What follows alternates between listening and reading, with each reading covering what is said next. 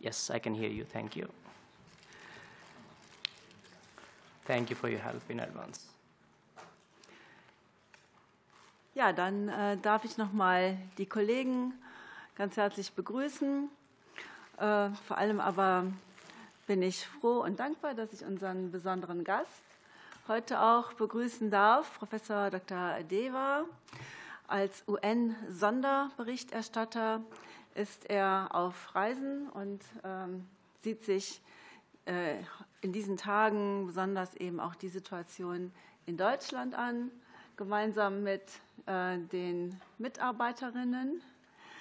Und es geht nicht um weniger als um ein Recht auf Entwicklung, ja, Decoding the Right to Development. Und wir sind hier das Gremium des Deutschen Bundestages, das sich in besonderer Weise mit dem Anliegen der Nachhaltigkeit beschäftigt. Also ein bisschen frei ist von den engen Grenzen der Fachausschüsse, den Blick etwas über den Horizont hinaus weiten kann und deshalb, denke ich, genau das richtige Gremium ist, um mit Ihnen in einen Austausch zu kommen über die wichtigen, sehr, sehr grundsätzlichen Fragen, inwieweit das Recht auf Entwicklung bei uns im Land gewährleistet ist. Wir sind da sehr gespannt auf Ihre Eindrücke und Ihre Perspektiven, zumal, und das ist für uns natürlich auch interessant, Sie ja eben auch den internationalen Blick haben und Sie uns das sicherlich auch von daher ein Stück weit einordnen können oder uns auch berichten über internationale Entwicklungen, über das Big Picture der Entwicklungen in Ihrem Zuständigkeitsbereich, auch über Deutschland hinaus. Von daher sind wir sehr froh, Sie hier zu haben. Noch einmal ein herzliches Willkommen an Sie und Ihre Mitarbeiterinnen. Und dann darf ich Ihnen auch gleich das Wort erteilen. Vielen Dank.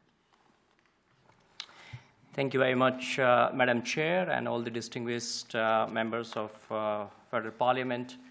It's really a great pleasure for me to have this dialogue during an official visit to Germany. I am visiting Germany on the invitation of the government of Germany. We conduct typically 2 country visits in a year, so this is part of the typical process of special procedures. The visit is 10 days, so I started on Monday, the 10th of November, and the last day will be the 19th of November. We typically start meeting the Ministry of Foreign Affairs officials, and then we meet officials in different relevant ministries, and then we travel within the country, whatever is permitted within the limited time. We, in fact, just came back from Cottbus, and right after this meeting, we'll be taking a train to Düsseldorf. So we're trying to see a little bit of outside Berlin as well and meet a number of stakeholders. We meet civil society organizations. We're meeting a business association as well, potentially some private companies if we could find time. We meet trade unions. We met German Institute. So we try to meet a range of stakeholders, and it is a good coincidence that I'm able to participate in this meeting of the advisory board on an issue which is very central to my mandate on sustainable development. Very much appreciated that. I will briefly mention about what will be the outcome of this visit so that the members of the advisory board are aware of that. And I will then mention a little bit about my mandate on right to development and how it is connected to sustainable development, and maybe some suggestions based on what I have seen so far initially, and how this committee, this advisory board, can consider some of those things. So a formal report from this visit will be presented to the Human Rights Council in Geneva in September 2026, because that is where I present my report every year. A draft of that report will be shared with the government of Germany, maybe around April next year. So that allows us to continue to engage, let us say, after the visit until next 5 or 6 months. That is part of the process. But on the 19th of November, I will be submitting an initial, what we call, end of mission statement. There will be a press conference at 2 p.m. on the 19th of November, and I will share my initial findings and recommendations on the 19th of November, but a formal full report will be in September. Will you be here in Berlin or where in will Berlin, you do? in Berlin. Okay. So we go back, we return to Berlin on Saturday, and then we have some more meetings on Monday and Tuesday in Berlin. We debrief the Ministry of Foreign Affairs on Wednesday morning, 19th morning. So that is the format it looks like. Mm-hmm. So my mandate focuses on right to development, which is not merely economic development. There is a 1986 declaration adopted by the UN General Assembly, and it talks about right to development as a holistic right, focusing on economic, social, political, and cultural development. I think that dimension is very crucial. We have shared a leaflet decoding the right to development with you to simplify things for the general public, what this right entails, because there's a lot of misunderstanding about the contours of this particular right. So I think that is, we look at both situation within Germany, but also we look at the context outside Germany. Mm-hmm. Because German government, German corporations operating outside, and they have a positive or potentially negative impact on the right to development outside Germany as well. So the visit is going to consider what German government, businesses, and other actors are doing inside Germany, but also how they are engaging with other countries as part of international cooperation, development aid with other countries. And I think that is where the Sustainable Development Goals become relevant. This 2030 agenda with 17 goals is a key strategy to implement the right to development. Mm-hmm. That is where we talk about leave no one behind. So this aspiration, which is agreed by all member states together, that no one should be left behind is a very critical goal. Unfortunately, we have not made enough progress because of number of challenges, whether these are conflicts or the crisis of COVID pandemic that we faced, or the climate change is another crisis that the world is facing. But I think that also reinforces the importance of all the countries to come together and to work together to ensure these goals, because our prosperity and peace, our future is combined and joint in the world. We live in a global island. Our destinies are connected. And because of that, we cannot really operate in a very compartmentalized or a siloed world, at least from my perspective. I started my mandate in May 23, so it's about 2.5 years. And what I'm witnessing is that the world, from my perspective where I sit, needs a new model of development. Of course, we have been talking about sustainable development for several decades now. But in practice, what I see often is the development is hardly sustainable. Because if the development was sustainable, then we would not be having so many inequalities in the world, both within countries as well as between countries. And we would not have the planetary crisis that the world is witnessing. So in view of this, I'm proposing that the world should embrace what I'm calling planet-centered participatory model of development. So we cannot focus merely on people, because people need an entire ecosystem of nature to survive. So we cannot merely say leave no one behind and leave behind then plants and animals and rivers and mountains. So I'm proposing an ecosystem approach of development where the harmony of human beings with nature is a core component of this process of development.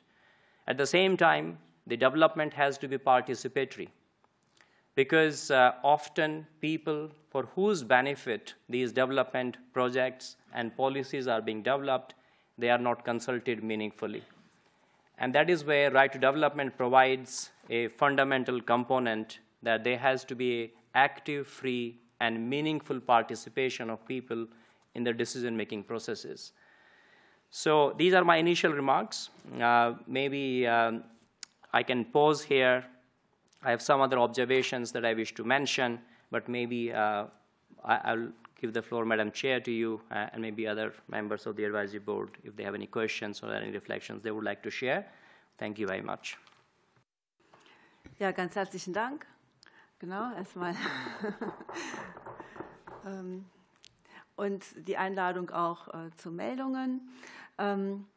Aber Professor Deva, vielen Dank, dass Sie diesen umfassenden Ansatz verfolgen, wie Sie ihn dargestellt haben, der planetzentrierte Ansatz, der zum Ausdruck bringt, dass die Entwicklungen an den verschiedenen Orten der Welt sehr miteinander verlinkt sind und sich gegenseitig beeinflussen.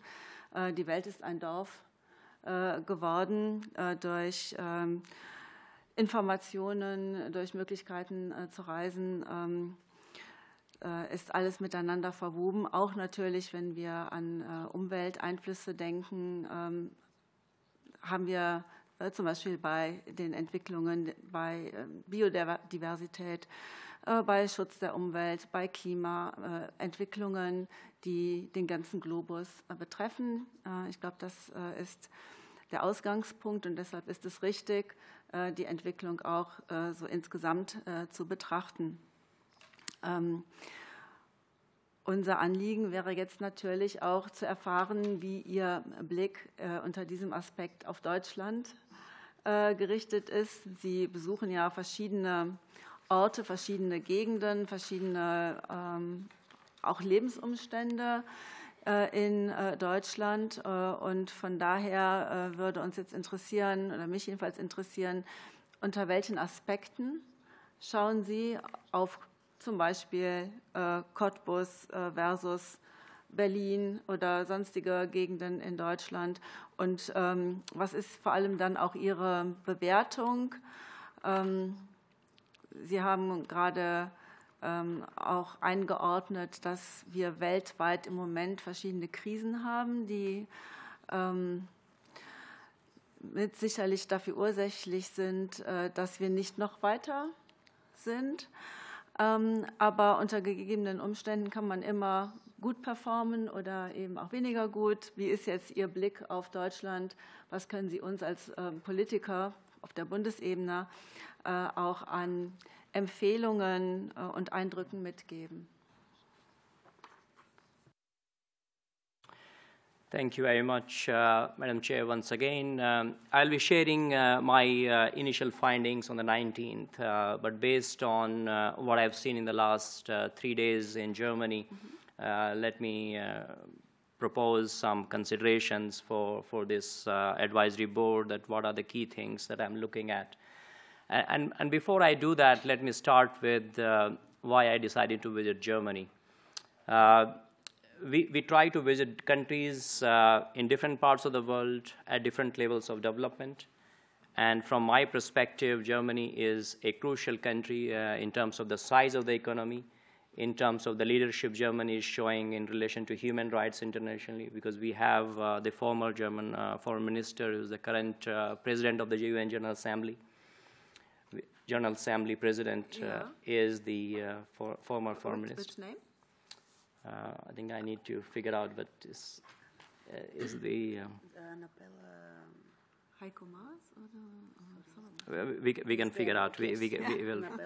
Yes, and we also have the current chair of the Peace Building Commission. Germany is the chair of the Peace Building Commission in New York. I just came back, in fact, from New York. And so that definitely is Germany showing leadership. It has leadership positions. Germany also wants to be on the Security Council. So in view of these aspirations or current positions Germany holds, we expect Germany to take leadership in this time of crisis, because crisis is also an opportunity to show leadership. The world is definitely facing multiple interrelated crises, and I felt that this is a good timing, because I was originally supposed to come in May, but then Germany merely had election recently, and the government was being formed, so we agreed to postpone so that the new government is in place and we have more constructive engagement in terms of the way forward. Let me mention four things for your consideration. The first is the idea of sustainable development has to be rooted in the common values of human rights. I want to underscore that particular issue because development will never be sustainable unless we build it on the foundations of all human rights, civil and political human rights, but also social, economic, and cultural human rights. And these are not merely policy imperatives. We have international human rights law, which is binding on Germany as a government. Germany has ratified those international conventions.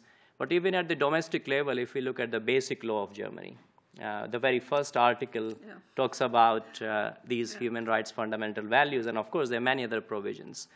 So these are legally binding obligations, both under basic law, and every organ of the government has a legally binding obligation to integrate human rights into all policy considerations.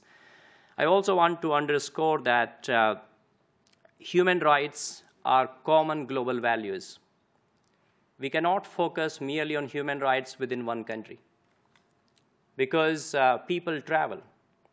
There are many migrants living in Germany. So the human rights of those migrants matter. We are dealing with a situation in which the trade and commerce and the goods that are consumed in Germany are manufactured outside of Germany. So the issues about how those goods are produced is a consideration, and that's where the German due diligence legislation come into picture.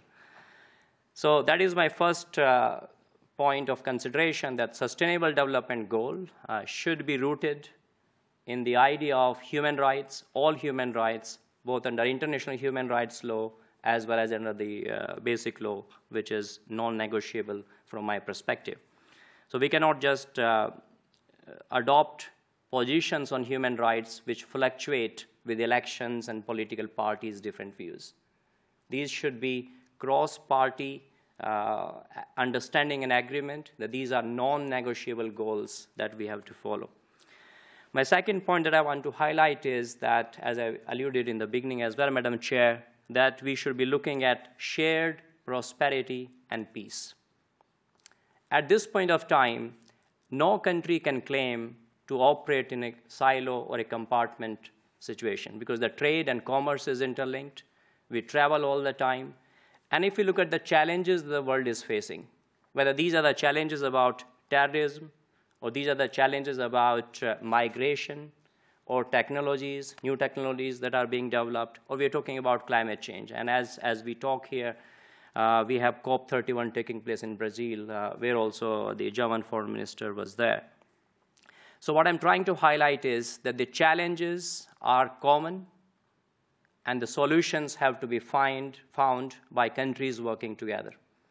And that is where I hope that Germany as a country shows its leadership in building multilateralism and promote those common values. And that is where I'll be very honest, I have some concerns. What I've seen in terms of the development aid and international cooperation, focusing too much on the national interest.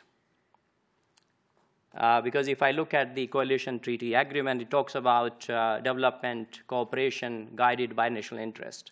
Let's say critical minerals. I fully understand critical minerals are needed for just energy transition, but development aid should not be driven by merely this quid pro quo situation. Rather, we should be guided by the common aspirations to realize human rights. Of course, every country has national interest, and I'm not suggesting we ignore them. But we should also not create international cooperation and development aid based on this idea of a barter or a transaction-based situation, because if we follow this path, then there's a real risk that millions of people will be left behind, and we will create a very unstable world because our destinies and prosperity and peace, which is jointly aspired, will not be achieved. The third issue that I would like to mention for your consideration is that we should not merely look at outside Germany. Some of the things that I've heard in the last 3 days are a matter of concern. For instance, I've been told gender pay gap is quite significant within Germany. So the situation on gender equality within Germany is quite worrying. Being an OECD country, the average situation is not as good as other OECD country or the average of the OECD country. I already mentioned briefly about the treatment of migrants. We need to ensure that the migrants who are contributing critically to the economy of Germany, they have a dignified life as well as dignified workplace, because that is something which is highly problematic. I would also consider that the government going forward, because we're talking about sustainable development, focuses on infrastructure more. I just traveled from Cottbus. It took us both ways, either ways, I mean, more than 3 hours to travel, even train. If it was in any other country, sometimes it may take 1.5 hours, the distance. And there's a lot of train cancellations, delays, missing connections. So I think these are the issues that the government, because sustainable development is not merely outside Germany. It is also inside Germany. And I think we need to build a consensus to invest in the infrastructure, in health, in education, so that no one is left behind. My last point, and I will close with that, is peace. The world is witnessing unprecedented number of conflicts all over the world. And these conflicts have a direct correlation with the lack of sustainable development. The reason is very simple. The world has spent $2.7 trillion in military expenses last year.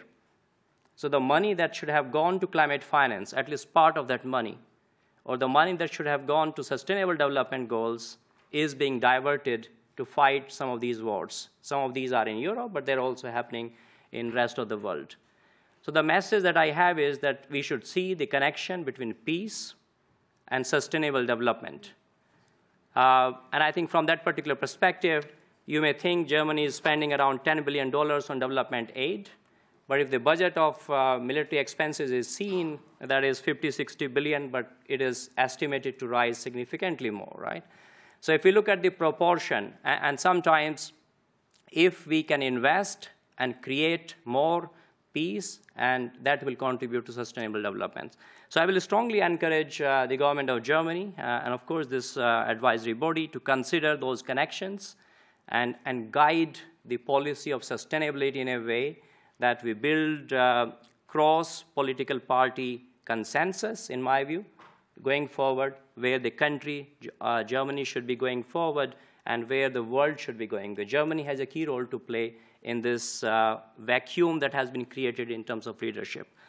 But thank you very much once again, and I look forward to any questions and comments that members of the advisory board may have. Thank you. Vielen Dank. Ich habe eine Meldung und das Wort geht jetzt dann eben auch an Frau Friesemer. Herzlich willkommen in unserem Beirat hier. She's from the Green Party und she can ask now. Ja, vielen Dank erstmal. Herr Professor Dr. Dewa, ich glaube, Sie haben ein sehr realistisches Bild von Deutschland wahrgenommen, wenn Sie hier Zug gefahren sind. Und danke, dass Sie an dieser Stelle auch nochmal das so deutlich und klar formuliert haben. Ich glaube, es ist wichtig, dass alle auch hier in der Runde verstehen, was für eine wichtige Vorreiterrolle Deutschland im Hinblick auf das Recht für nachhaltige Entwicklung hat. Ich möchte, auch wenn Sie die Rolle von Innenpolitik in Deutschland angesprochen haben, trotzdem noch Frage stellen zur außenpolitischen Verantwortung von Deutschland. Im Zentrum des Rechts auf nachhaltige Entwicklung steht ja vor allen Dingen auch der Punkt der globalen Zusammenarbeit und Entwicklungszusammenarbeit und eben auch die gerechte Verteilung von Wohlstand. In Deutschland ist es jetzt leider so, dass mit Beginn der neuen Regierung massiv gekürzt worden ist. Es gab sogar Änderungsanträge im Haushalt, die Entwicklungszusammenarbeit komplett zusammenzustreichen. Und deshalb würde ich Sie gerne fragen, wie Sie diese Entwicklung im Hinblick auch auf eine globale Entwicklung, die in dieselbe Richtung geht, einschätzen und Sie fragen, wie das für Sie mit dem Recht auf nachhaltige Entwicklung zusammengeht. Vielen Dank. Und ich hätte noch eine zweite Frage, die stelle ich aber dann an anderer Stelle. Ne?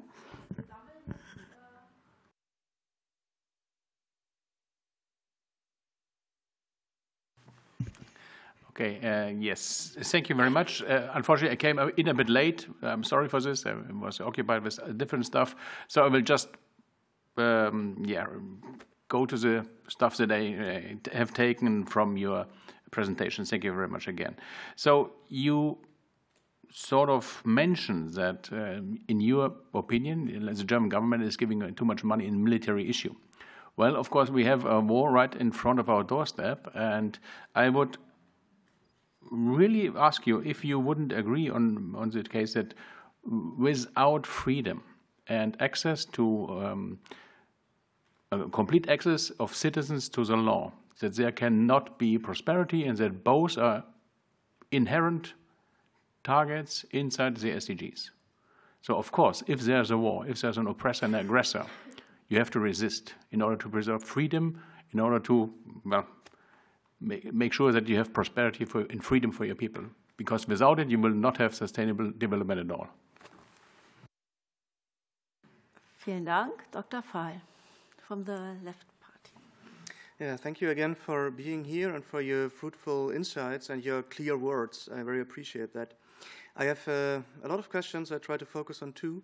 The first is, to what extent are wealthy industrialized countries obliged to provide economically developing countries with technological and financial means, especially through international climate finance, which is a very important topic for me? And the other question, you mentioned human rights. What do you expect from Germany in protecting refugees' human rights, especially considering Germany's engagement in Frontex, the European Border Agency? Thank you. From the Christian Democrats, Volker Meierlei. Vielen Dank, Frau Vorsitzende. Vielen Dank, Herr Professor, für Ihre Ausführungen. Frau Kollegin Friesemann hatte gemeint, es seien sehr realistische Einschätzungen über unser Land. Ich habe Sie schon fast als etwas düster gesehen, wie Sie über unser Land gesprochen haben. Ich glaube, ganz so schlimm ist es bei uns nicht, denn die von Ihnen geforderte Führungsrolle, die nehmen wir durchaus an der einen oder anderen Stelle schon ein. Und da möchte ich gleich zu einem Beispiel kommen. Wir unterhalten uns in letzter Zeit sehr viel über Lieferketten. Da haben Sie völlig recht, da hat sicherlich auch Deutschland als führende Industrienation Europas eine ganz besondere Rolle und eine ganz besondere Verantwortung. Wir sprechen sehr viel über die Rohstoffe aus dem, wie wir immer sagen, globalen Süden dieser Welt, die hier verarbeitet werden in hochexklusive Produkte für den Westen. Meine Frage an Sie bei Ihrer Bereisung der Welt, welchen Eindruck haben Sie denn davon, wie tatsächlich diese Rohstoffe für Europa, für Deutschland hergestellt werden? Unter welchen Bedingungen? Haben wir die Kontrolle darüber, wie diese Produkte hergestellt haben? Oder findet Lieferkettenüberwachung mehr auf dem Papier statt? Hier würden mich Ihre Praxiseindrücke interessieren. Und als Letzte in dieser Runde dann Kollegin Michel von den Sozialdemokraten. Ja, vielen Dank. Vielen Dank, dass Sie da sind, für Ihre bisherigen Ausführungen. Sehr interessant. Ich habe zwei Fragen. Die eine geht dahin, das Recht auf Entwicklung betont ja gemeinsame, aber auch unterschiedliche Verantwortlichkeiten. Was glauben Sie, wie können die Industrieländer ihrer Verantwortung gerecht werden, ohne den globalen Süden in neue Abhängigkeiten zu drängen, insbesondere im Rahmen grüner Technologien, aber auch in Richtung Rohstoffpartnerschaften? Das ist meine erste Frage. Und die zweite, Sie haben gesagt, Sie waren in Cottbus. Meine Heimat ist die Lausitz. Mich würde schon interessieren, was haben Sie von der Lausitz gesehen und wen haben Sie dort getroffen?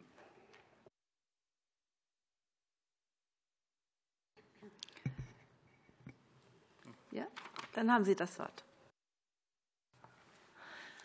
Thank you very much for all these very good questions. And these are very good questions, and I will try my best to answer each of these questions, but happy to have the conversation beyond this meeting as well, as I mentioned. I will follow the same order, so we'll start with the question posed by Ms. Verismia. From my perspective, we need to ensure that no one is left behind. The free market economy is a way forward. I'm not suggesting we turn to the communist regime. But what is very crucial to underscore is that if the free market economy is not working for each and every human being, then this economic model is not sustainable. And that is where the government as well as the private sector has a non-negotiable obligation to ensure that everyone has a dignified life. And dignified life requires access to education, access to health, access to travel, all these basic needs. And unless those basic needs are fulfilled, one cannot really realize the aspirations to develop fully. That's where the economist Amartya Sen, who won a Nobel Prize, development as freedom. That issue is very crucial. So from that particular perspective, the data, the numbers that I have seen in terms of the budget cuts are a matter of concern, that the money is being taken away from education, health, other social services to other areas. So I think we need to strike a balance, in my view, that ensures that everyone could have that aspiration to have a dignified life. Mr. Kraft, I think you are spot on. I think we don't disagree. We need to ensure that the territorial integrity is respected and no country is able to invade the other countries. I'm with you on that. And that's where freedoms have to be ensured against these unlawful and illegal invasions. But perhaps we have a different viewpoint in relation to the weapons. More weapons do not equal to more peace. History doesn't really tell us that. So I'm in favor of achieving peace. I'm in favor of holding the states accountable that are invading other countries unlawfully and illegally. But what I'm proposing is that we need to find states need to come together and find collective ways to ensure that those states are held accountable. Because military expenses may trigger a race. We have seen it in the past. So then other countries will spend more. And that race may not really ensure peace or lack of attacks which are unlawful. For instance, the reform of Security Council is very much needed. Why are we failing as an institution, global institution, why we are failing to ensure peace and security? Security Council has a clear mandate to ensure peace and security, and it is completely failing. Why is it failing? It is failing because we need structural reforms of that. We need also to ensure that NATO and collective security is there in Europe, not just one country taking all the burden. So I think collective security is crucial. We need to reform the international institutions. And of course, I'm not suggesting Germany should not spend on military. That is not my point. I was trying to clarify that if we look at the development aid, which is about 10 billion, and the military expenses, 50, 60 billion already, and they are estimated to rise even to 100 billion. So that is, in my view, disproportionate, and it may not achieve necessarily the goal of protection against any unlawful invasion in Europe. Dr. Fall, your question about in terms of what responsibilities in relation to technology and finance, I think the responsibility is very clear. If you look at UN Charter, if you look at many international human rights conventions, or even the recent advisory opinion of the International Court of Justice, it is absolutely clear that international cooperation is must. When it comes to climate change, the obligation of developed countries and fossil fuel companies is absolutely clear. They have to share that burden of the historical pollution. That is where the polluter pays principles become relevant. So we cannot expect those countries and those people who have contributed least to climate change to bear this burden. And we will not achieve just transition, green transition, unless technologies are shared. And that is where I think we need partnership between governments and private sector. Because private companies will also benefit by sharing those technologies. Let me take a very simple example, which is not related to climate change. If German companies would like their cars to be bought by consumers elsewhere, how could poor people elsewhere buy BMW and Volkswagen? So it is in the vested interest of Germany and German companies that we have global prosperity. And there, of course, there are many, many arguments to make that. In relation to refugees, I would like to applaud the leadership of Germany in terms of taking millions of refugees. I want to put that on record. At the same time, there is a way to improve in terms of the treatment of these refugees. And I think we also need to consider how they can be contributing positively to the economy of Germany. We should not see refugees, from my perspective, merely as a liability on the economy.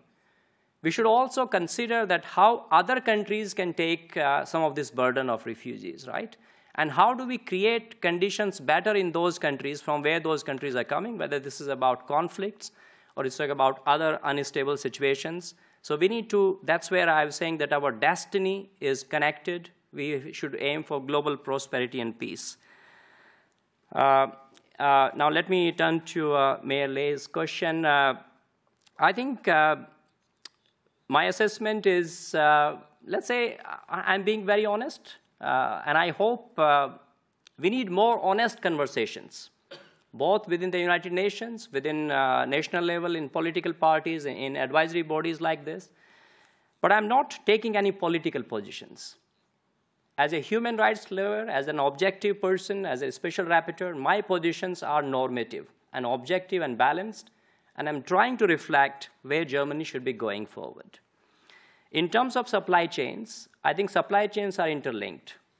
So Germany would definitely rely on the raw materials from other countries, and you would need it, let's say, for batteries, you will need it for your cars that you're manufacturing, and so on and so forth. Or even the clothes that we are wearing and selling, or the food items that we are consuming in Germany, right?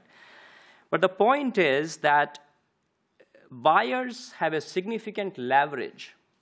So Germany as a government, through public procurement, and German companies have significant leverage how these goods and minerals are produced or extracted in other countries. So instead of thinking that the labor right exploitation in the global south is their problem, someone else's problem, German companies and German government should build a partnership and create a dignified life that will create a better win-win situation for both sides.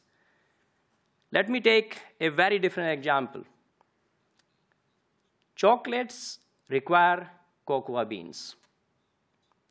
Chocolate companies all over the world, including in Europe, are extremely rich. But cocoa farmers in Africa, in Latin America, are extremely poor. We need to address this.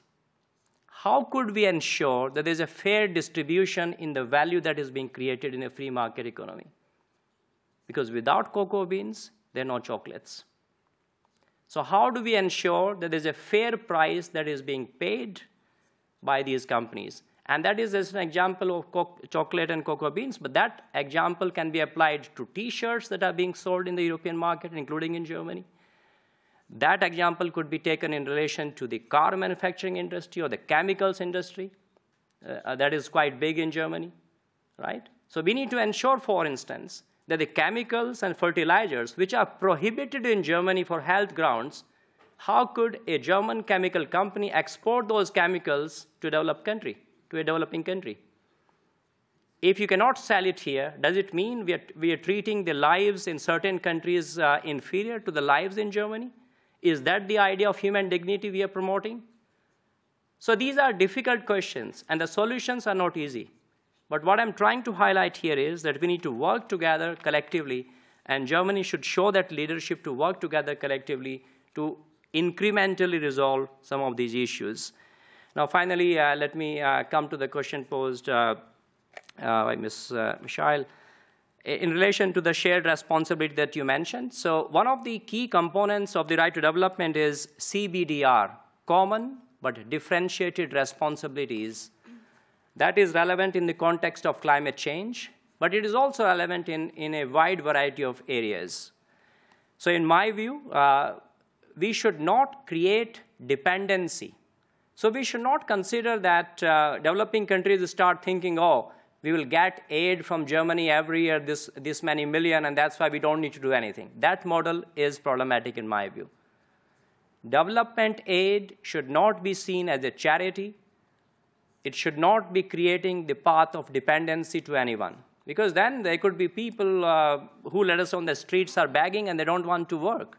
They are able, but they're not working. Because they're not working because they somehow feel they can get some support from somewhere, right? So from my perspective, it is absolutely clear that we create a human rights-based economy, not just in Germany, but globally. And that is where Germany has a role to play. That the development aid and international cooperation is promoting human rights and human dignity for each and everyone everywhere. How could gender equality be harnessed and promoted? So I would like gender equality and gender policies to be integrated in the development aid. I would like fair distribution to be implemented. For instance, we would not like a situation that development aid is creating inequalities in the host country. So how could development aid be used in a way to make a more equal society in the host country? So I think these are legitimate considerations. These considerations are articulated in a number of policy documents. These are not merely my words. If you look at the Sevilla Commitment that was adopted by all the states together, or if you look at the Doha Declaration that was adopted early this month, these are the documents that all the member states have agreed together and made a policy commitment. And of course, we have the 2030 agenda that this committee is looking at. So if we consider all these policy documents, if we look at the international human rights law, or if we look at the basic law of Germany, the message is clear. Human dignity matters. And every policy, whether it is about labor rights, is about taxation, is about international cooperation, development, migration, it should be guided by the core principle, how do we create a dignified life for each and everyone, everywhere. Thank you very much.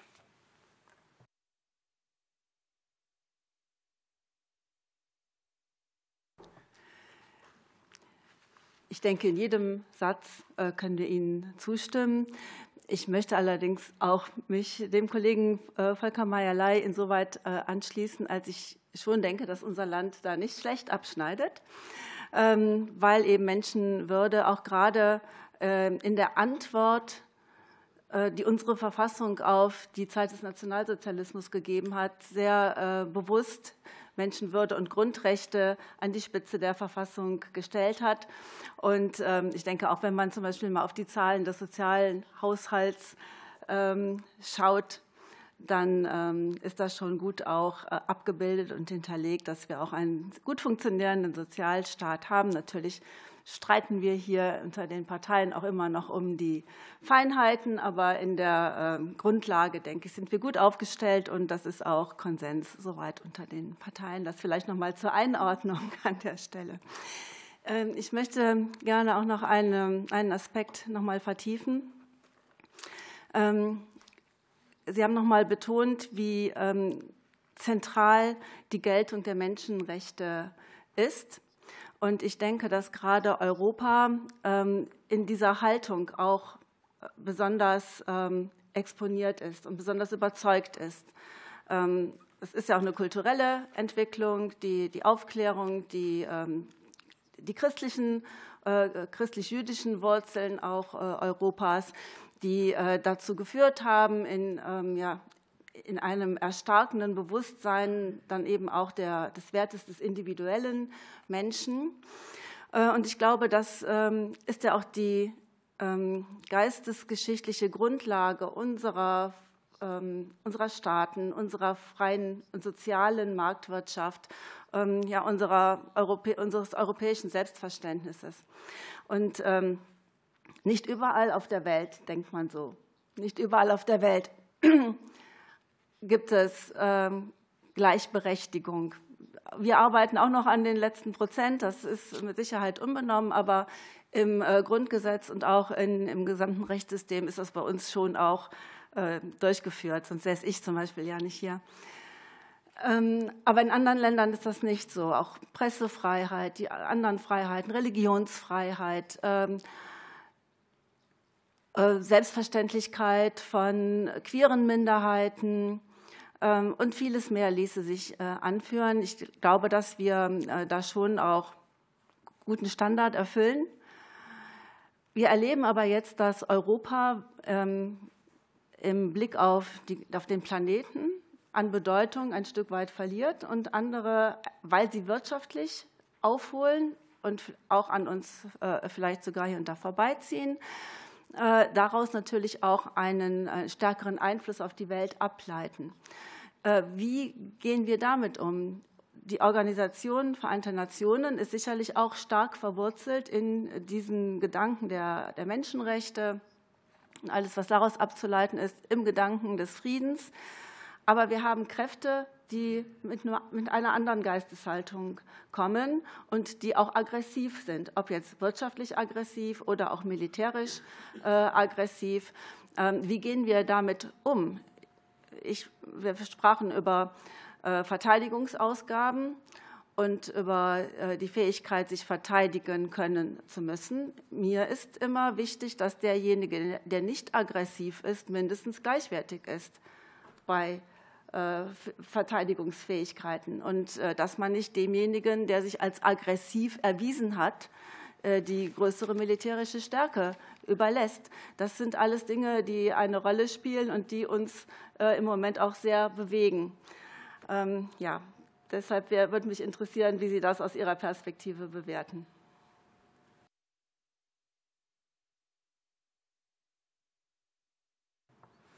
Thank you very much, Madam Chair. I think it seems that we don't disagree. Most of the points that you mentioned, or even the questions that came from the other colleagues of the Advisory Council, we don't disagree on the fundamental values. There could be some nuanced differences in terms of it. So when I'm saying that Germany can show more leadership and improve, I'm not suggesting Germany is not doing enough, or Germany has a very bad record in relation to other countries, right? So when we visit a country, the focus is on that country. So I cannot, in this hearing, comment on the human rights record of other countries. I can do that when I visit other countries. So of course, here I have to reflect on what Germany is doing well as not so good, and where it can improve. So our practices are constructive engagement with the country when we visit. We try to highlight good practices, and my report, as well as the statement on the 19th of November, will highlight promising good practices that I see in Germany. But it will also highlight some areas of concern where Germany can do better. But ultimately, it is for the government of Germany and companies and all the other stakeholders to work together to consider where the pathway they would like to find for Germany going forward. So I'm not suggesting that Germany is really a kind of a country we should not value or has not done enough in terms of human rights. So don't take my comments out of context. Bear in mind that I'm reflecting on the country visit, and I need to highlight where there are areas of concern. You're absolutely right that there are many countries. I will not name those countries, but I'm sure members in this room are aware. There are many countries who do not value human rights, or who consider that there is not a close connection, that it has to be a human rights-based development. Certain countries may pursue this idea that it has to be development first and then human rights can follow. I personally, as a special rapporteur, do not subscribe to those views. From my perspective, human rights and development have to go hand in hand together. Right to development is also a human right. We need all the freedoms. You mentioned about the freedoms of the press, association, and peacefully protesting. People should be able to protest. You mentioned about queer community, the LGBTI plus communities. So right of minorities of any kind, linguistic or religious, are absolutely crucial. So I think all these values are crucial, and I think that is where, in a time where multilateralism is collapsing, at a time when we see regression in terms of human rights values, at a time when democratic deficits are widening, at a time when rule of law is under assault, both at the national level in certain countries as well as the international level, that is the time to show leadership. Because if Germany doesn't show leadership, some other countries will take leadership. Because the vacuum will not remain vacuum. Vacuum is going to be filled.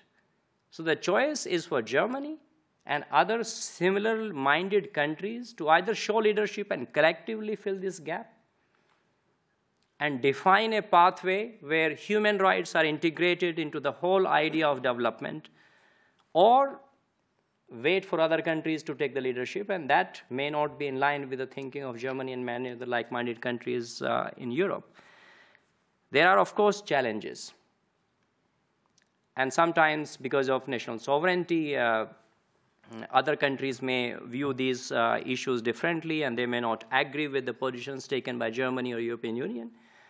But we need to constructively engage and try to create an alternative vision of sustainable development, which is rooted in the idea of human dignity and human rights. We need to propose that why this pathway is better than an alternative, which may result in faster economic growth, but that may create more inequalities, or the freedoms may not be there, or it may destroy the balance between development and the environment that is absolutely vital. And of course, I already mentioned that there are countries taking very aggressive stance in relation to invasion and all that. And I think that is where, in my view, we need to definitely strengthen the military defense and all that. So I'm not dismissing that particular idea. But what I'm saying is that merely spending more money on military expenses or strengthening military is not going to ensure peace or your defense in terms of national border security. In addition to this, Germany would have to take other steps to ensure that those aggressive steps are countered by collective action, both within European Union at the NATO level, as well as at the United Nations level. That is my submission. Thank you very much. Vielen Dank nochmal. Ich schaue nochmal in die Runde. Gibt es weitere Fragen an unseren Gast? Einmalige Gelegenheit. Gut, die Kollegen sind hinreichend beeindruckt von Ihnen und Ihren Ausführungen und ja, auch Ihrer Herangehensweise, tatsächlich mit diesem Blick von außen, von internationaler Warte und auch mit diesem Kompass, den Sie uns dargelegt haben, auf einzelne Länder zu schauen und ja, stellen uns dem und sind gespannt, was Sie letztendlich dann auch in Ihren Bericht aufnehmen. Ich würde gerne darum bitten, dass Sie uns den vielleicht auch zukommen lassen, damit wir dann auch noch mal schauen können, was Ihre Eindrücke waren und was Sie dann eben auch mitnehmen zu den UN sozusagen, um es dort dann auch an der Stelle dann doch auch vielleicht vergleichbar zu machen mit anderen Ländern. Dass Sie hier uns heute nicht vergleichen wollen, das verstehe ich auch. Das ist heute nicht der Ort und der Zeitpunkt dafür. Ja, in diesem Sinn darf ich mich ganz, ganz herzlich bedanken für unser Gespräch und wünsche Ihnen natürlich viele positive Erkenntnisse und Blicke auf unser Land, wenn Sie es noch ein bisschen bereisen, und hoffe, die Bahn lässt uns nicht hängen. Herzlichen Dank. Thank you very much, Madam Chair. Thank you very much, Madam Chair, and all the members of the Advisory Council. I really very much appreciate this opportunity. Consider me as your ally. So if the Advisory Board would like to have a virtual conversation, or once you see my initial findings on the 19th of November or the report that is out next year, and you would like to benefit from an exchange, I remain available, because that is what we do. Ultimately, we count on you and all of you to move the country in a better shape. I mean, it's already doing well, as I mentioned, but it can do better. There is always a room for improvement. And my role is to assist the country in that particular process. And I very much look forward to working with all of you beyond this exchange today. Thank you very much for giving me this opportunity. Thank you so much. Thank you. Gut. Dann werde ich Sie gerne noch begleiten.